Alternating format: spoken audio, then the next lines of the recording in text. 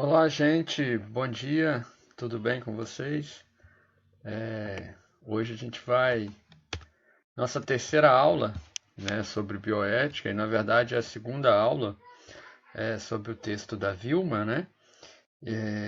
E aí hoje vamos retomar,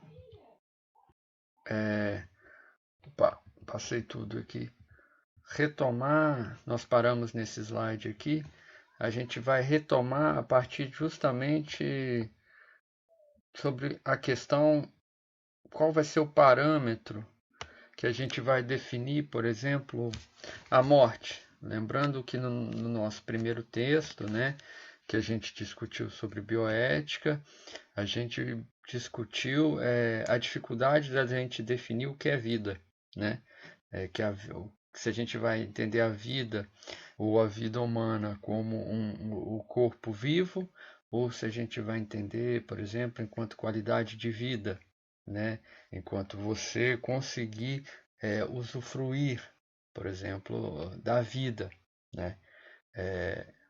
Então, o primeiro texto que a gente estudou traz essa dificuldade da gente definir o que é vida, mas que é um questionamento fundamental da bioética. Esse texto já parte do polo oposto, né? Que é justamente da dificuldade para a gente definir o que é morte, né?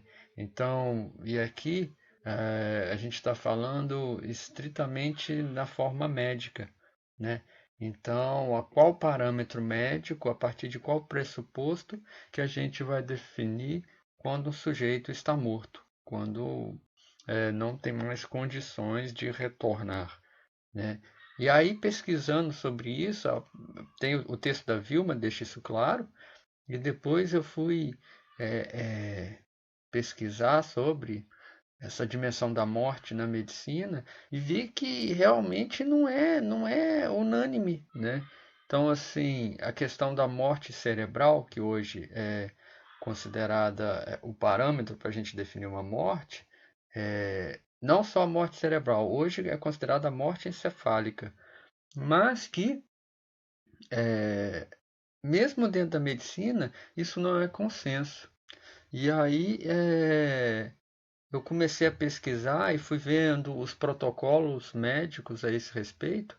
Então, assim, para você, e se alguém se sabe melhor, me ajude, para você, dentro da medicina, definir se ou declarar que se efetivamente ocorreu a morte encefálica, existe todo um parâmetro, toda uma sequência de passos a se fazer para aí sim falar que ocorreu a morte encefálica, tá?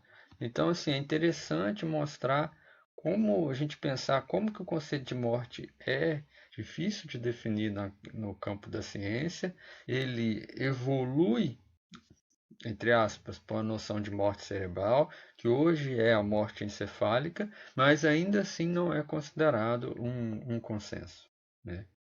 E aí a gente retoma, diante dessas dificuldades normativas da gente definir o que é morte, seja no, e definir o que é vida, né? No campo da bioética, a gente tem como nossa bússola, como eu venho falando com vocês, o livre consentimento informado, que é justamente a crença que, visto que eu sou racional e que eu estou no uso da minha razão, eu vou decidir qual vai ser meu tratamento, se eu concordo com esse tratamento, qual o diagnóstico eu tenho, se eu concordo em usar para tratamentos médicos experimentais.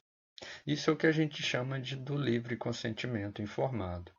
E ainda existe hoje também o testamento vital, diretrizes antecipadas da vontade, que é justamente um documento que você faz. Ele tem uma validade, se não me engano, de 5 anos, e que eu declaro quais procedimentos médicos eu permito ou eu não permito que sejam feitos em mim, caso aconteça algo. Então, se eu posso fazer um testamento vital falando que se eu tiver uma situação que precisa que eu faça uma hemodiálise, eu ao fazer uso da minha razão, eu não quero que isso seja feito. Então, isso é o que a gente chama hoje de testamento vital. Uma noção super interessante. Então, é, quais são os princípios da bioética, né, que se fala no texto da Vilma? Justiça, autonomia, que a meu ver é a noção central da questão bioética. Vocês veem que é uma bússola e é uma herança kantiana. Então vocês veem como que o Kant, mesmo que tenha muitos anos aí que nos separa dele, ele ainda é um cara que tem muita força ainda, muita influência no pensamento. A beneficência, ou seja, um princípio da bioética é justamente você querer fazer o bem, né?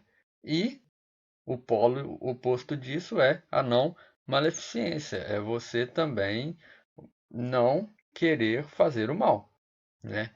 Então, por exemplo, no início, na primeira aula que eu dei sobre o texto da Vilma, que fala sobre o caso do Baby Fay, né?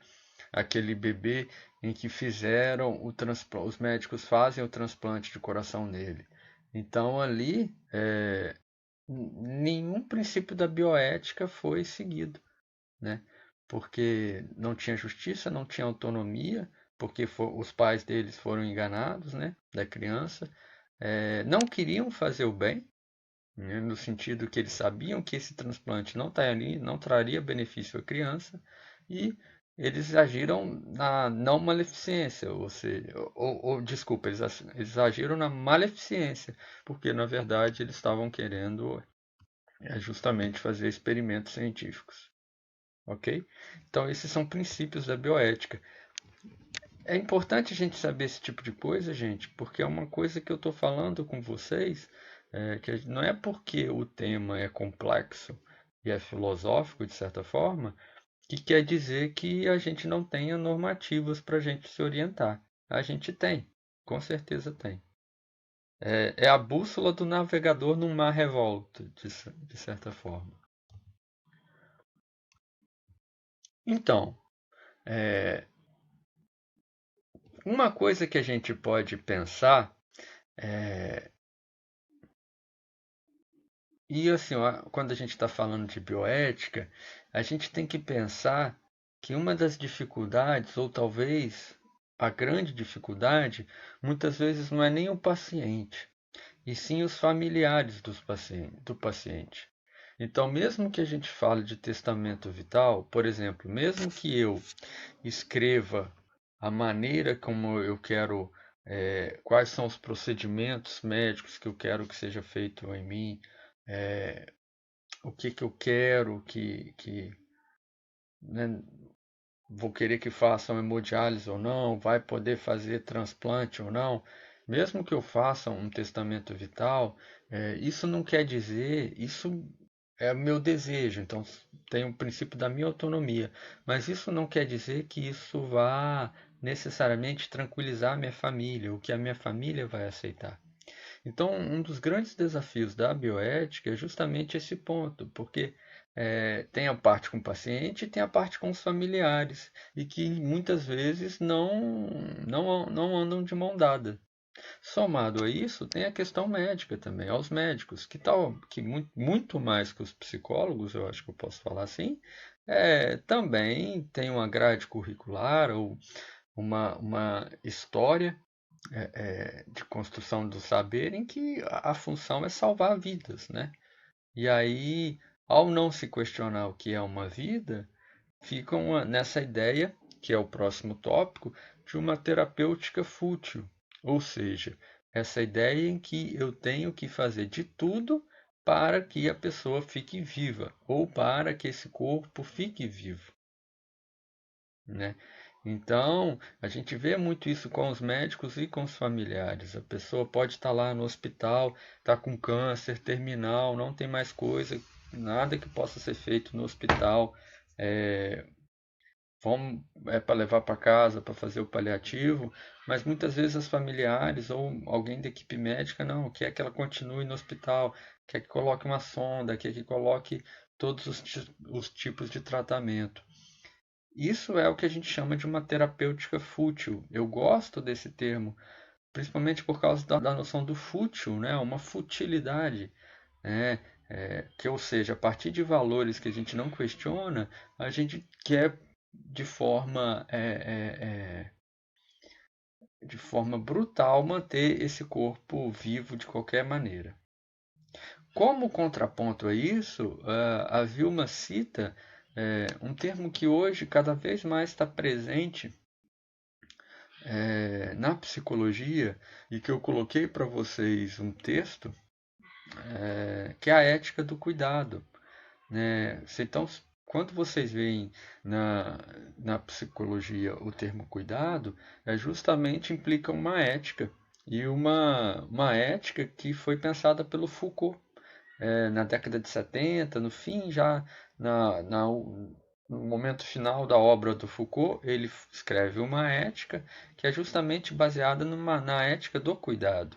Ou seja, ele parte do pressuposto, tal como a gente aprendeu, da ética como um questionamento da moral, né?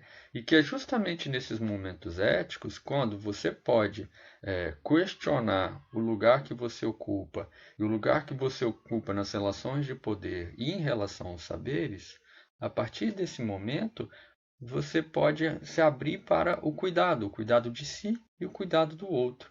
E um cuidado que envolve não uma terapêutica fútil, mas um cuidado que envolve um questionamento sobre o que é melhor para você, por exemplo.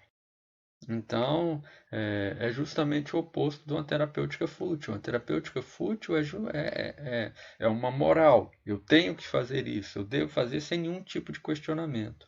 Uma ética do cuidado, o cuidado de si e do outro, implica, antes de mais nada, um cuidado de si, que é um questionamento e uma verificação, uma possibilidade de invenção do que pode ser melhor para mim.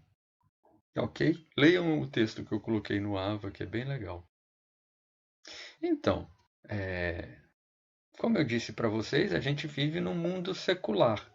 O que quer dizer o mundo secular? É justamente o fato que na modernidade, no tempo que a gente vive, não faz mais sentido a gente buscar o nosso direcionamento tanto na religiosidade quanto em noções filosóficas da ética, tal como o bem aristotélico.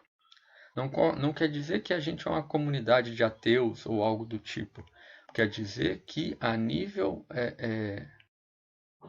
de justificação das nossas ações, a gente não pode justificar nossas ações com base em Deus ou com base em princípios éticos passados.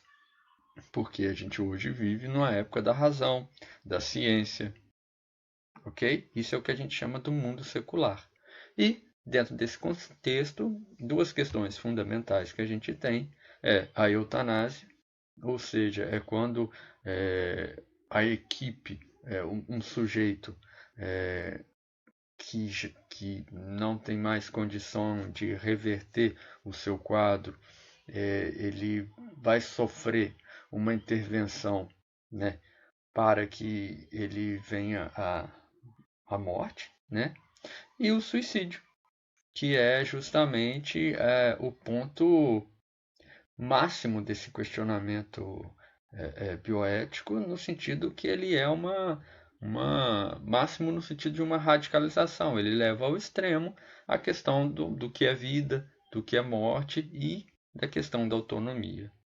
A esse respeito do suicídio, a nossa última aula, eu vou querer trabalhar sobre isso, porque tem alguns países que trabalham, como que alguns países trabalham a questão do suicídio para quem tem doença mental, né?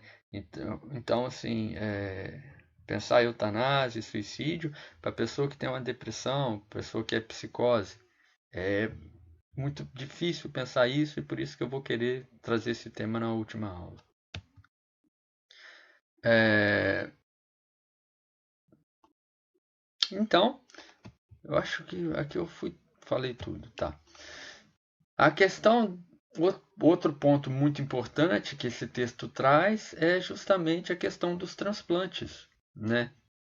Que é algo que está muito ligado à bioética.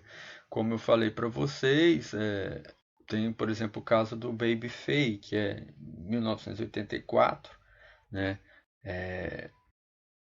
Que ali já mostra as consequências éticas, né, bioéticas de um transplante. E, é, por exemplo, ainda é um tabu. Se a gente pensa na questão do Brasil, como ainda é, de certa forma, um tabu a gente, a gente pensar sobre a questão dos transplantes. E um dos motivos é que a gente, já que a gente não conversa sobre morte, né? Esse texto trabalha isso, já que a gente se afastou sobre conversa sobre a morte, pensamento sobre a morte, como que a gente vai pensar também sobre transplante, que tem uma relação com a dimensão da morte, né? Justamente como vai transplantar o coração dele para mim, mas eu tenho certeza que ele está morto, eu não vou matar ele. Isso rola, gente, isso rola, porque, como eu disse para vocês, isso não é conversado, né? Então, tem toda uma fantasia envolvendo o transplante, né? É, lembrando que, se a gente está falando, por exemplo, da pessoa que está na fila de um transplante, a gente tem procedimentos legais sobre isso, né? Então, envolve, primeiro, essa pessoa que morreu e que vai ter algum órgão que vai ser transplantado. Então, primeiro vai ter que ter a certeza de morte dela, e segundo, tem que ter um consentimento que esses órgãos vão ser doados. O que não é uma coisa simples. Como a gente não conversa sobre isso, como a gente não fala sobre isso, muitas famílias ainda não permitem que, se um familiar morre, que os órgãos dele possam ser doados para o transplante. Como eu disse para vocês, quando eu estagiei numa área do hospitalar, era uma área potencialmente em que as pessoas ficavam esperando um transplante de rim, né? E a gente não conversava muito sobre isso, né? Então, quando surgia um rim para essas pessoas, a questão surgia de imediato. Você tem que decidir na hora se você vai ou não, se vai aceitar ou não. E quando você não conversa sobre isso, fica muito mais difícil é, ter uma, você ter uma melhor aceitação inclusive do tratamento, tá? E mesma coisa das famílias, né? As famílias não conversam sobre isso. Então, se um ente meu morre, se eu não converso, eu vou doar ou não os órgãos dele? Vou deixar para decidir isso na hora? O ideal seja que a gente discuta isso antes.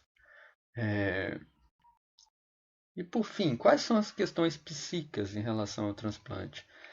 Não vamos ser inocentes a achar que não tem questões psíquicas, porque tem sim, né? Por quê? Quais são as consequências psíquicas os- digamos que eu receba um órgão, né, que faça um transplante? Quais são as consequências de eu estar vivendo com um órgão de uma pessoa morta, por exemplo, sabe? Quais são as consequências disso para mim?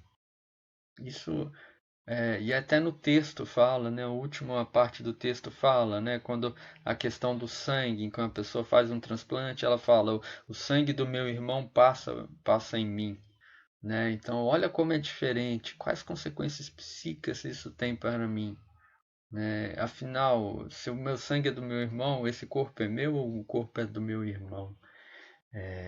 Isso acontece muito. Quando a gente fica estudando sobre esse campo dos transplantes, a gente sabe que tem consequências psíquicas, né?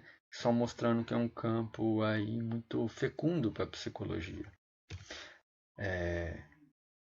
E para a gente finalizar, a Vilma fala que a medicina e aqui a gente pode entender a medicina com o uso da tecnologia, produz quimeras, ou seja, produz de certa forma monstros, né?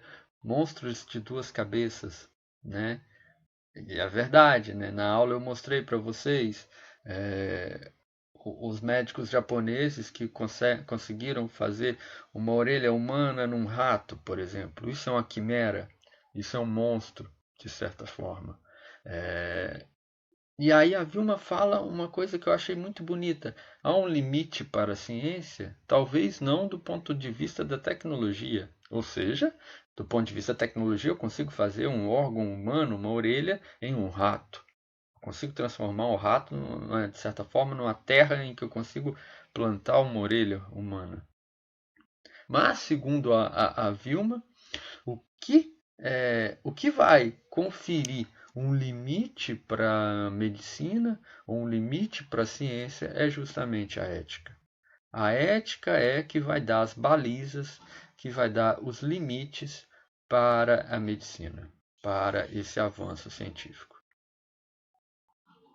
Ok? É, talvez vocês vão achar que ela está sendo muito otimista. Eu gosto dessa ideia. Não acho que está sendo otimista, não. Eu acho que isso é real. A ética vai ter sempre essa função de tensionar, de questionar, por exemplo, a medicina e a ciência. Por fim, dicas de filme, né? Sobre a questão do transplante, eu indico esse filme 21 gramas, que é justamente isso que a gente discutiu aqui, quais são as condições psíquicas, as consequências psíquicas para um transplante, né? Quais as consequências psíquicas de um transplante na pessoa. Tá? Esse filme 21 gramas é bem legal. E sobre a questão da eutanásia, sobre os questionamentos sobre vida, sobre morte, o filme Mar Adentro, com Javier Bardem, foi um filme que fez muito sucesso, muito legal também, que é baseado também num caso real de eutanásia, de um debate de eutanásia que teve na Espanha. Tá bom? Espero que vocês tenham gostado. A gente discute isso amanhã, sexta-feira, tanto de manhã quanto à noite.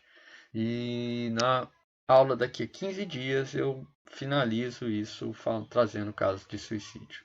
Tá bom? Obrigado, se cuidem e até.